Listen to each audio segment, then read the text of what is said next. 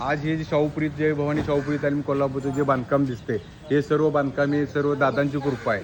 आज इथं एक वरती हॉल आणि एक ऑफिस आणि साईडला 8 बाथरूम आणि 8 टॉयलेट आम्ही बांधणार आहे. हे सर्व दादांच्या कृपेने दादाने आम्हाला 60 लाख रुपये शाहूपुरी तालमीला दिलेले आहेत आणि त्यांच्या पुण्याने हे सगळं काम होत आहे.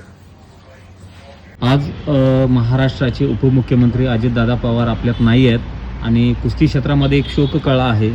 त्याचं कारण असं आहे की क्रीडाप्रेमी होते अजितदादा आणि कुस्ती क्षेत्रामध्ये कोल्हापूर जिल्ह्याला भरघोस निधी मंजूर करून देणारे असे सर्वांचे लाडके उपमुख्यमंत्री अजितदादा पवार त्यांना आपल्या चॅनलच्या माध्यमातून भावपूर्ण श्रद्धांजली. वस्तादच सांगतील त्यांना की किती योगदान कुस्ती क्षेत्रासाठी होते. वस्ताद काय सांगाल? दादांचं योगदान तर होतंच कोल्हापुरात, पण आपल्या तालमीला सुद्धा भरघोस असं त्यांनी मदत केलेली आहे. महाराष्ट्राचे लाडके नेते माननीय अजितदादा पवार यांचं काल जे विमान अपघातात दुर्दैवी निधन झाले, ती झालेली बातमी ऐकून आम्हाला धक्का बसला.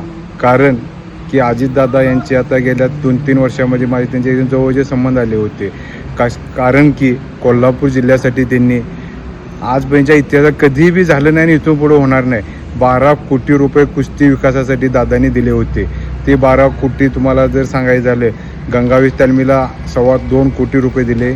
माझी स्वतःची शाहूपुरी तालीम आहे, त्या तालमीला 60 लाख रुपये दिले. माझी स्वतःची दुसरी बाणग्यामध्ये एक तालीम आहे, तिला 80 लाख रुपये दिले. 2 मुक्तिबाग तालमीला 33 लाख रुपये दिले. आणि मॅट कोल्हापूर जिल्ह्यातील 32 तालमींना 10-10 लाख रुपयाची मॅट्स आणि 32 तालमींना 32 गावांना 10-10 लाख रुपयाचे जिम, असे 12 कोटी रुपये एकदम दिले. असा एवढा मोठा धाडसी निर्णय घेणारे आमचे दादा आज आपल्यातून निघून गेले आणि असं कधीही घडणार नाही आणि इथून मागे घडलं नाही. अशी एवढी मोठी दादांनी निधी दिली. दादा एक महाराष्ट्राचं भवितव्य होतं.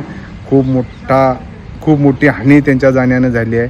त्यांच्या जाण्यानं मी त्यांना आमच्या कोल्हापूर जिल्ह्यातील तमाम कुस्तीप्रेमींच्या वतीने कोल्हापूर जिल्ह्याचा जिल्ह्याचा अध्यक्ष या नात्याने मी त्यांना श्रद्धांजली वाहतो आणि मी स्वतः रवींद्र पाटील व मराठी केसरी आमच्या परिवारातर्फे मी त्याला श्रद्धांजली वाहतो आणि थांबतो.